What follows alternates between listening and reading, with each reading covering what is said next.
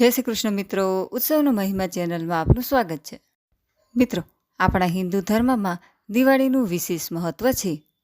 દિવાળી એ અંધકાર પર પ્રકાશના વિજયનું પ્રતીક છે. દિવાળીના દિવસે માતા લક્ષ્મી અને ગણેશજીની પૂજા કરવામાં આવે છે. દિવાળીનો તહેવાર એ ખૂબ જ ધામધૂમથી ઉજવવામાં આવે છે. માન્યતા એવી છે કે માતા લક્ષ્મીની પૂજા કરવાથી આર્થિક મુશ્કેલીઓ દૂર થાય છે, કારણ કે માતા લક્ષ્મીને ધનની દેવી માનવામાં આવે છે. મિત્રો, અમાવસ્યાની તિથિની શરૂઆત 20 ઓક્ટોબરના રોજ બપોરે 3:44 થશે, જ્યારે તેની સમાપ્તિ 21 ઓક્ટોબરના રોજ સાંજે 5:54 થશે. દિવાળી અમાવસ્યાના દિવસે મનાવવામાં આવે છે. દિવાળી પર પૂજા માટેનો શુભ સમય સાંજે 7:08 થી 8:18 સુધી છે. વૃષભ કાળ સાંજે 7:08 થી 9:03 સુધી છે. નિશિતા સમય રાત્રે 11:41 થી 12:31 સુધી દેવી લક્ષ્મીની પૂજા કરવાનો સમય છે. આ સમય દરમિયાન માતા લક્ષ્મીની પૂજા કરી શકાય છે.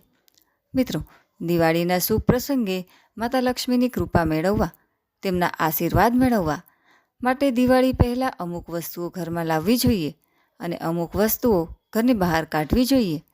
જેમ કે માતા લક્ષ્મીના આશીર્વાદ મેળવવા માટે દિવાળીએ ચાંદીનો સિક્કો, શ્રીયંત્ર અને ગોમતી ચક્ર જેવી વસ્તુઓ ઘરે લાવી શકાય. આ વસ્તુઓ ખરીદવી શુભ માનવામાં આવે છે. વાસ્તુશાસ્ત્રમાં ધાતુનો કાચબો ઘરમાં રાખવો ખૂબ જ શુભ ગણાય છે. જો આ મૂર્તિ વાસ્તુ સિદ્ધાંતોનું પાલન કરતી વખતે ઘરમાં સ્થાપિત કરવામાં આવે તો તે ધન, સમૃદ્ધિ અને સૌભાગ્યમાં ઉર્જાનો પ્રવાહ પણ વધારે છે.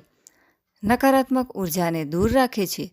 વાસ્તુ અનુસાર તમે તેને ઘરની ઉત્તર અથવા વાયવ્ય દિશામાં મૂકી શકો છો.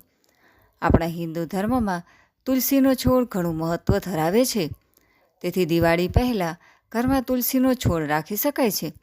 આનાથી દેવી લક્ષ્મીના આશીર્વાદ મળે છે અને સકારાત્મક ઉર્જા જાળવવામાં મદદ મળે છે. તેમજ નવી વસ્તુઓ લાવવાની સાથે દિવાળી પહેલાં ઘરમાંથી કેટલીક વસ્તુઓ દૂર કરવી પણ અગત્યની છે, કારણ કે આ વસ્તુઓ નકારાત્મક ઉર્જાને પ્રોત્સાહન આપે છે. વાસ્તુશાસ્ત્ર પ્રમાણે ઘરમાં તૂટેલી અથવા ખરાબ થતી ઘડિયાળ, તૂટેલો કાચ, તૂટેલા વાસણો અથવા ક્ષતિગ્રસ્ત ઇલેક્ટ્રોનિક વસ્તુઓ રાખવાનું ટાળવું જોઈએ. આનાથી ઘણી સમસ્યાઓ થઈ શકે છે. તો મિત્રો, આજના વિડીયોમાં આપણે દિવાળી ક્યારે આવે છે, પૂજાનો શુભ સમય તથા દિવાળીમાં માતા લક્ષ્મીના આશીર્વાદ મેળવવા માટે કઈ વસ્તુઓ ઘરમાં લાવવી અને કઈ વસ્તુઓ ઘરમાંથી બહાર કાઢવી તેના વિશે વાત કરી. વિડીયો પસંદ આવે તો લાઇક, શેર કરી ચેનલને સબસ્ક્રાઈબ જરૂરથી કરજો. સર્વે ભક્તોને મારા જય શ્રી કૃષ્ણ.